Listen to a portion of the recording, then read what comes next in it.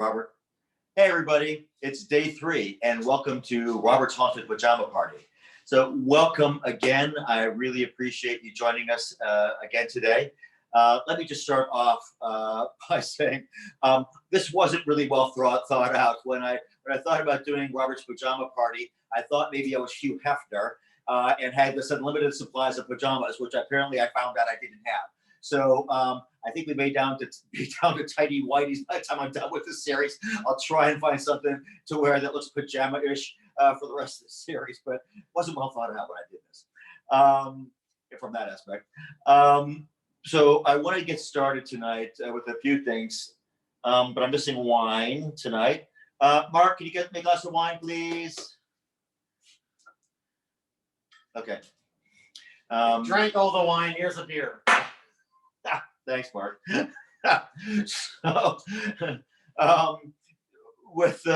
you very much.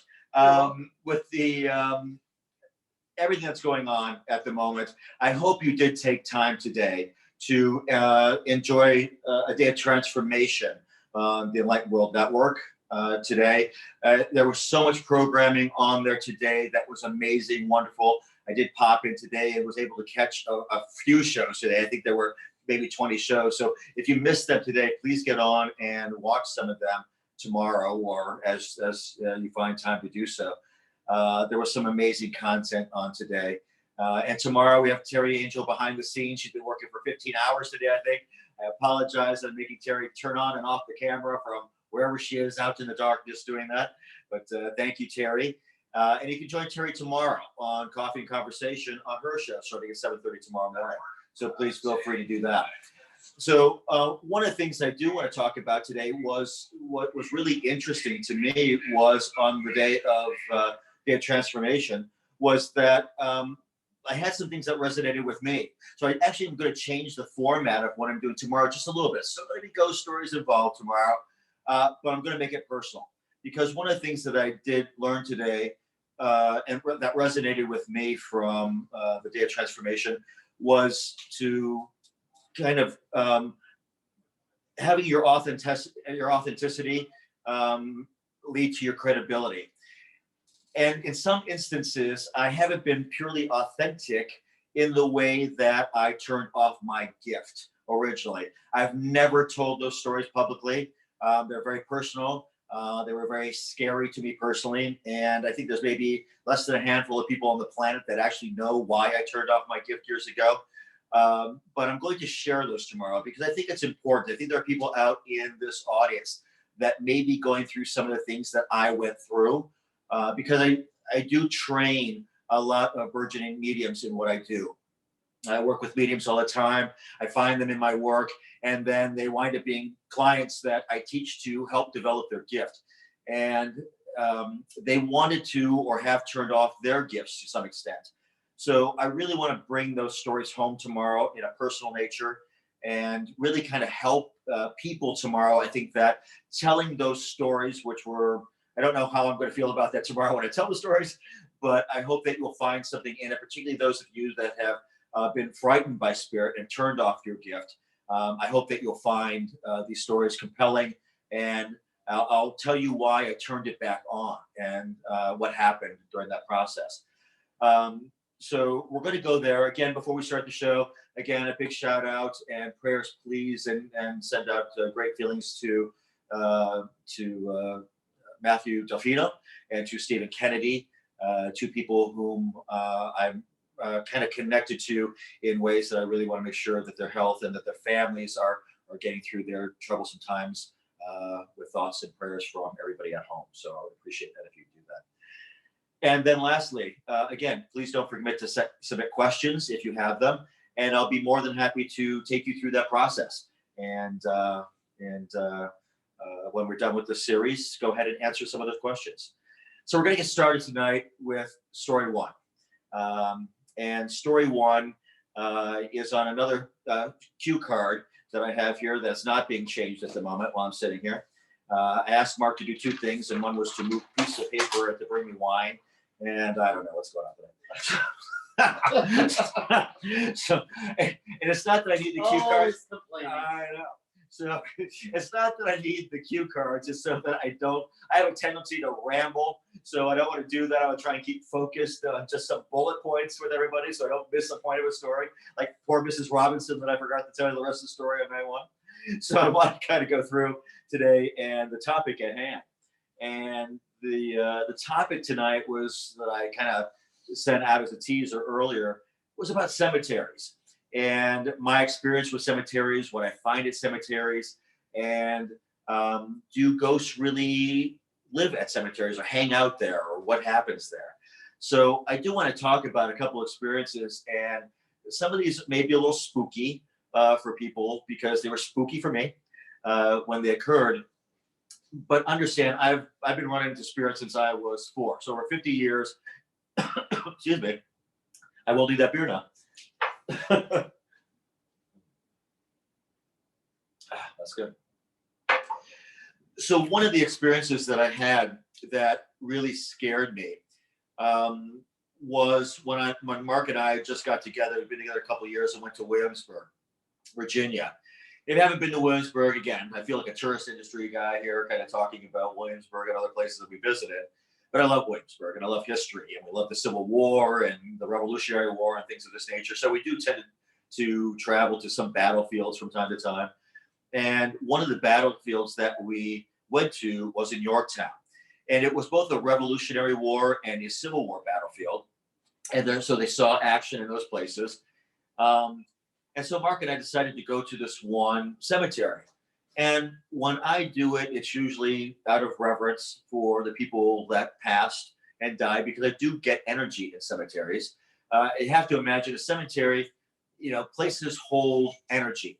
And when you go to a cemetery and people are buried there, through the years, you can imagine all the sorrow and grief and anger sometimes, and other emotions of people that go to those places, to cemeteries, even though the ground may be consecrated, or even if it's not, where that energy is harbored. So even though I may not feel ghosts or see ghosts in those places, that residual energy that I feel will kind of give you a feel for what happened in a place. And sometimes that can be disconcerting.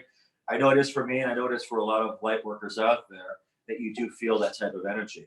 So on this particular occasion, Mark and I were at Williamsburg. We decided to go to Yorktown, and we went out by Old Yorktown Road, and there's tons of internet things on Old Yorktown Road about how haunted it is and things that people have seen there and what's happened on that road. This was close to that location, but we went to there was a gift shop there, and a place that you could go get a map of big famous people who were buried in this location and what kind of happened, because there were ramparts and things in this burial ground and the adjacent battlefield.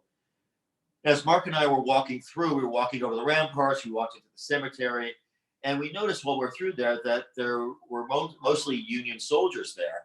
And we felt it strange that, being where it was located in Virginia, that we wouldn't find any Confederate soldiers. So I kind of made an inquiry in the gift shop area where we got the map, if there were any Confederate soldiers buried in this location, and they said that there were. So and they kind of gave us this map, and they said, go down this dirt road. It's through a cornfield, and if you get past a certain area, go through the woods, and you'll stumble across this area. And I thought, okay, well, that's that. But I was kind of drawn, and I felt drawn to this area. And Mark knows that when I get drawn to places, we gotta go there. So we decided this time to kind of start walking back through the woods. And as we're going down this long passageway, it was a dirt road, and it wound up literally into a cornfield in the middle of nowhere. After about, maybe I'd say a quarter mile, a quarter mile to half mile walk back in the woods, and we didn't see we couldn't find the cemetery. And so what we started to do, we're looking around, we're kind of poking our heads through the woods and all this kind of stuff, looking for this cemetery. And all of a sudden, I had a really bad feeling. And I looked over into the wood line, which was probably, I would say, maybe 20 yards off the road. And looking into that wood line, I saw the kind of, at first, the shadows of 3 figures. and they were kind of standing there was what a row of trees, and there was all wooded area behind it.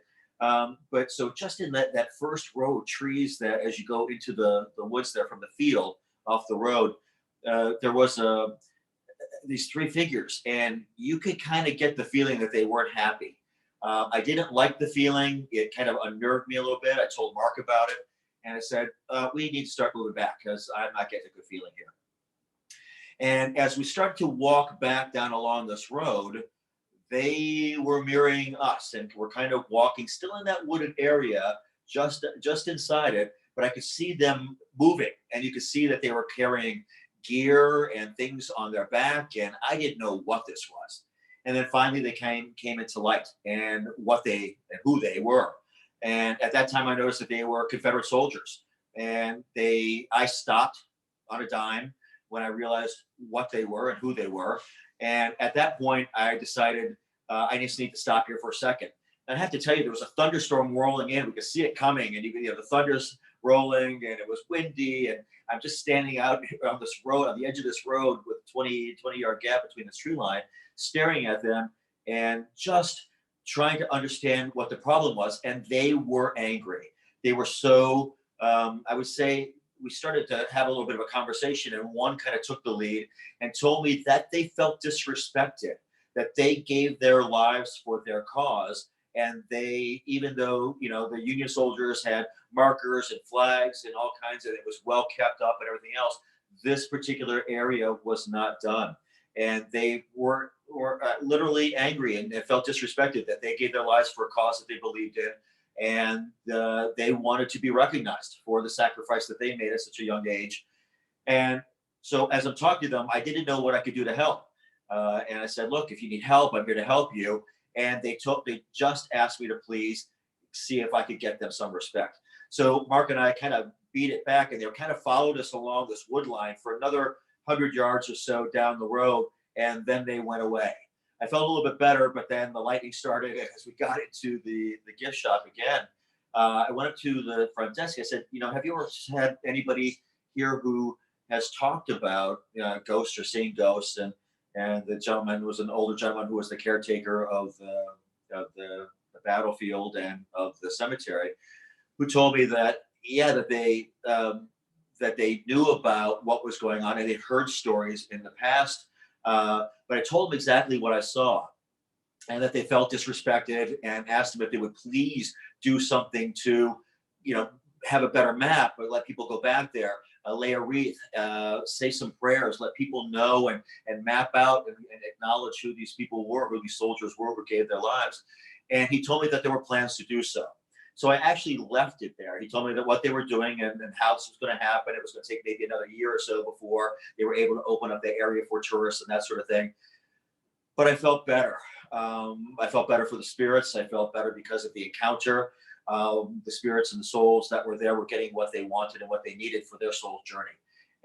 And it was disconcerting and nerve-wracking a little bit to have that happen. But I'm glad at the end that I've never felt their energy again. It was a one-time thing. But I just wanted to know that sometimes in a cemetery, in this case, I was seeing spirits that felt disrespected. So there's a lot of reasons why spirits sometimes don't cross. And we'll get into that at the end of this particular show in the series. So we'll get into a little bit of why souls don't cross, where they might be, what to do if you encounter them. But a couple additional stories that have to do with cemeteries, because I've been to a lot of them. One was at also another battlefield at Gettysburg. And we're going back many years now. This was, must have been 2000, 2001, because it was right before 9/11, that winter before 9/11. And so it was maybe 2001, 2000, somewhere in there. And I was working and living up in Baltimore. And it was a snowy day. It was the middle of winter. It was kind of going to take a day off at the end of the year. And I decided to go to Gettysburg. I'd never been. It was about maybe a 2.5, 3 hour drive to Gettysburg from Baltimore. So got in my car, started north, and it started snowing when I got to the PA, Virginia or Maryland border. And as I crossed into Pennsylvania, it started to snow a lot heavier. And I don't remember what the route is, but I got on a particular road. And as I'm driving, it was a 2-lane highway. But as I got closer and closer to Gettysburg, it became a 1-lane road where people had kind of moved to the center of the road, and there was only like one track that you could go and get through to get there. And I wound up at that time getting to Gettysburg, but it was spooky because there was so much snow, there were absolutely no tourists out. And if any of you are familiar with Gettysburg, I went to the old cemetery in Gettysburg where Lincoln had delivered the address 7 years ago, the Gettysburg Address, and wanted to go to that location. As I'm driving, if you've ever been there, there's a parking area, and you kind of get out, and it's a beautiful laid out area where he gave the address. And as I went there, I was the only car in the parking. Like I said, it was all fresh new snow. It must have been 4 to 6 inches of snow. And I'm driving back in, and you could hear the crunch of the snow under the tires as you're driving up back into this area. And it was a beautiful day. I mean, it had snowed, but I mean, it was still kind of sunny. It was middle of the day, maybe 12 o'clock, 1 o'clock in the afternoon. And I went to get out of the car, and I jumped out. And you know how when you get in fresh snow, it's that you press down and you get this creaking feeling underneath as you walk. As I walked over to where the address had been given, it was only me. There was nobody else in the cemetery. There were no more cars. I didn't see anybody. And as I get up to this one area, I also started to get not the world's greatest feeling. I felt that I wasn't alone. The wind is howling, and if you know, Pennsylvania, middle of winter, there's no leaves on the trees, obviously, and the wind was blowing, and the snow was starting to drift, and that sort of thing. And as I got out to where this was, I started to say some prayers, and as I do for the souls of people who were there. And I kind of bowed my head. I was saying some prayers, and I looked up, and maybe about 15 feet from me, there was another set of footprints, and nobody was there. They weren't there before. I'm getting goosebumps telling this story again, because there were footprints there, but nobody was there. I heard nobody. I didn't hear anything, but I also got the sense that this wasn't somebody who was buried there. The first sense that I got was that this was an actual caretaker who had been in charge of maintaining this part of the cemetery, and was extremely reverent and kind of appreciated the fact that I was saying these prayers and just having this beautiful moment out there at peace, just by myself and with nature, and with the souls that I was trying to communicate with over there, and just and send out some good vibrations. So it was kind of a lovely story, but kind of disconcerting. And I have to say, no matter how well I think I do what I do, I did walk pretty quickly back to my car and head back into town, because it wasn't something I wanted to stay around and actually face. I don't know why, but again, this was kind of as I was opening up and starting to do what I do professionally now, but it wasn't a great feeling and a great sensation. I think another time, so I'm going to give you a bunch of little cemetery stories here, because so you can see this one was reverence, and this was not an earthbound spirit that I ran into in that cemetery. This was one that came back to try to just be with me in that kind of sacred moment. So it was a lovely experience. I wish if I would go back and do it again, I would do something different and actually try and communicate with that spirit. But it kind of caught me off guard when I raised my eyes and saw footprints where nothing should be, and I heard nobody and saw nobody. It was disconcerting. So another story was about Andersonville. If you don't know Andersonville prison story from the Civil War, I ask you to please look that up. Andersonville was a prisoner of war camp that the Confederacy ran for Union soldiers between, I think it was April 1864 it was February of 1864 through April of 1865. And in that amount of time, 13,000 Union soldiers died at that camp. It was overcrowded. They died of disease and dysentery and horrible situations. The Confederacy at that point couldn't feed their own soldiers. They certainly weren't taking care of Union soldiers at a basically what turned out to be. It looked like because they looked like concentration camp victims at the end of the war. If you look at pictures of the Civil War in books, you'll see what the people coming out that actually survived the experience. There were survivors. They were emaciated, and they called them at the time wretches of humanity at the time, because they were so pitiful when they came out of there. 90 pounds, 85-pound men that were coming out of that camp. But my first time to that camp, I took my husband there subsequent to this experience, but this is one of those times, it was part of a sales territory. And I was looking at this the ceremony or this cemetery. And again, it's not one of these well publicized areas, because again, wasn't a great part of Georgia history.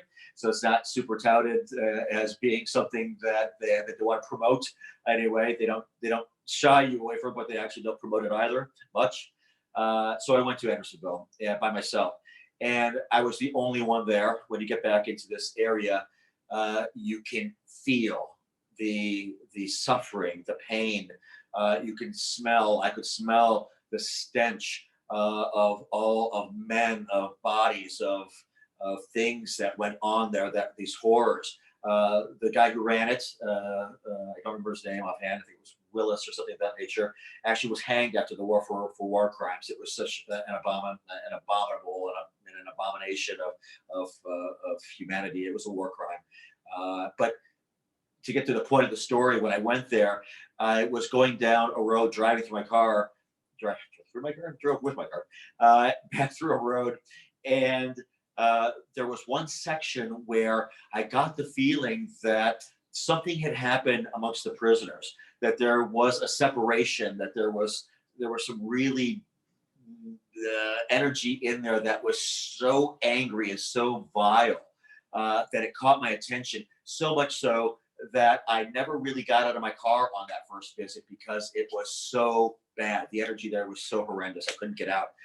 Subsequent to that, I actually went there with my husband, Mark. And when we were in that camp, we actually got out of the car, went up, got a map, and got the headphone set to take the drive and that sort of thing of this area. And we went through and found out that there was actually a small gang within there that was, I think, hanged by their own prisoners, because they did such horrible things amongst themselves, and they kind of ran a little gang, and they were separated from the rest of the burials that were there. They kind of put them in a separate place because they didn't want them together, and that's what I connected with when I was there.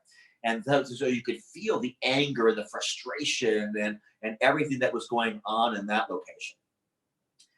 One more kind of a story, just to kind of round some of this out, was I went to go visit my mom. My mom passed about 5 years ago now from ovarian cancer, and she's buried up in a small town called Hiram, Ohio.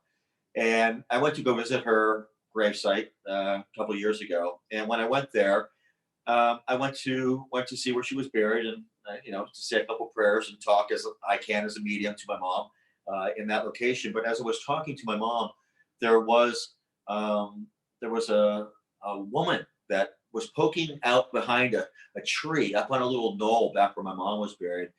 And I could see her while I was doing my prayers. I could see her kind of poke her head out a little bit, and then she poked her head back a little bit. And I watched her as she moved from behind one tree to another tree. And I'm just watching her. And then I just had a feeling like I needed to talk to her. So I stopped what I was doing, and I started to move that direction to see if I could help this soul. And she moved behind another tree. And as I approached, I'm talking as I do and say, how can I help you? Is there something I can do to help you? And I got up by the tree line, and she disappeared. There was nobody there. So again, that was more of a spirit that was curious. They could feel my presence, could feel my energy. I could see them. They knew I could see them. But for whatever reason, didn't want to communicate with me. So those are some real short stories of just some experiences that I had. And we'll get into why I'm giving you all of these stories today. But one more. One is near and dear to my heart. I was with one of my best friends. Her name was Pamela Lavella. And Pam was a medium and psychic. And unfortunately, Pam left us way too soon. She has been gone about a year now. But when Pam and I would talk, we would swap stories and talk about things that that happened between us, and her helping her develop her gift, and her helping me develop my gift. And just a lovely, lovely soul. And I still work with Pam today, in work that I do. But Pam, we were at her house, and we had just gone to breakfast, and we came back into her house, and we opened the front door, and I made it about halfway into her dining room, and I had to stop. I said, Pam, we have to stop. There's somebody here. She said, what are you getting? I said, I don't know. I don't know what this is, but there's somebody here. And so we stopped, and we both kind of held hands, joined hands, to see what this energy was. And all of a sudden, I started to get a loop, as I sometimes do. And the loop was of this young girl. She was about 16 years old. And she's showing me first. So I'm getting this image of her working at, I won't say the name of a store, in a mall, at one of the stores in the mall where she's working. And I see her leaving work. I see her getting into her car. I see her starting the engine of the car. I see her driving. And I see her on a slippery road in the wintertime. And she's turning a curve. The car runs off the road, flips over. She's thrown from the vehicle. And that's what I see. But this is starting to loop over in my head. And by about the 8th or 9th time that I'm seeing the same thing, the same loop, I'm trying to explain to Pam what I'm seeing. And she said, I feel this young woman, but I'm not seeing what you see. I said, let me take you through what's happening here.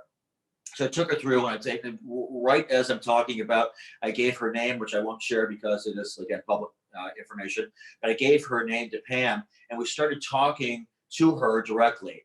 And she was just lost. She actually didn't know that she had been killed in this car accident, thrown from the vehicle and killed. She was looking for her family. She was frantic. She didn't know what to do. She felt that she felt our energy, and kind of walked into the house and just started to communicate with us to try and figure out what to do and how to do it. I started to have a conversation with her and let her know that she couldn't communicate with the family where she was, that we would cross her over, and then she might be able to have some influence from the other side and be able to communicate with the family, but she wasn't going to be able to see them and communicate with them in the state that she was in. So I started to do a crossing ceremony, and at that point was told to stop, which my spirit guides don't normally do. And it was for Pam. I was there to teach Pam how to do that so that she could do that work as well. So spirit has a way of working sometimes. And in that process, spirit decided that they would use me to kind of teach Pam how to do this so she could do that. And she did, from that point on, do that till the day she passed herself, helped other souls cross. So it's a kind of a beautiful story, but it also tells a story about a girl who was lost and confused. So one of the things that I really want to talk about here is that we talked about ghosts and what they can do and why they're stuck and why they may be there. The question I posed today was, do ghosts really inhabit cemeteries? And the question is, they could be any place. But you have to realize what that energy is. So I told you today about residual energy. So are the feelings that you're getting, is it residual, something that happened there? Is it something that that you're experiencing in real time? Is it a soul that's actually stuck there as a ghost? Or is it a spirit that's crossed back over to communicate with you at that time? And, I'm going to stop right here for a second because I've got my cue card boy is not paying attention to what he's supposed to be doing here, and I forgot the point of my message. You ready, Mark? I'm ready. So I just want to make sure I get to all the points here. So the answer to the question, are ghosts here, or can they be found in cemeteries? The answer is yes and no. They can be there, but why they may be there is because you're there. I find most cemeteries to be peaceful. Okay, we talked about battlefields. There's going to find different energy at battlefields because people died. on those places, in those places, and they may not know that they have passed. And so that's a whole different energy than a consecrated area, perhaps someplace in a small town in Dubuque, Iowa, outside of Dubuque, or someplace where somebody is buried, grandma's buried, and you go to visit grandma, and that should be a peaceful place most of the time. So if you feel grandma's presence, if you feel her there, or anybody that comes through, understand that that energy, you're bringing that there because you're thinking about them. Then you're praying to them, you're asking them for guidance and help, or whatever it happens to be. So you're drawing that energy to you. So please don't understand or believe that grandma's always there waiting for you to come to the cemetery and that's where you have to see her. Grandma can find you any place, and it's probably with you. If she's one of your spirit guides, or kind of there to help your soul, she's going to be around any place, but she's there when you're there at the cemetery to make sure that, maybe to comfort you, because, you may be sad while you're at the cemetery and thinking about her, and that grief and that anger, or the angst, or just the thought process, even love may just draw them in, because those are all powerful emotions, particularly love.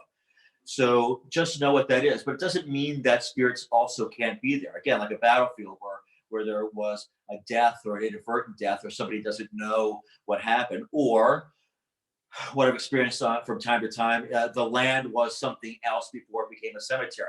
It was a homesteading property or something of this nature. People lived on that land and may have died on that land, or may get residual energy from that.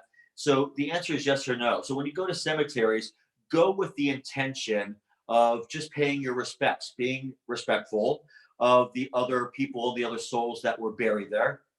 But if you encounter a soul, one of the things that I really want you to do is just say a prayer for whatever that energy is that you're feeling, because that will help. If they are there and you don't have the gift of being able to see them or hear them or communicate with them, what I'd really like you to do is at least say a prayer for them to try and elevate their soul's energy so that they can move on. Again, as I mentioned in the first part of this series, one of the biggest things that we can do is the purity of intention of what we're trying to do.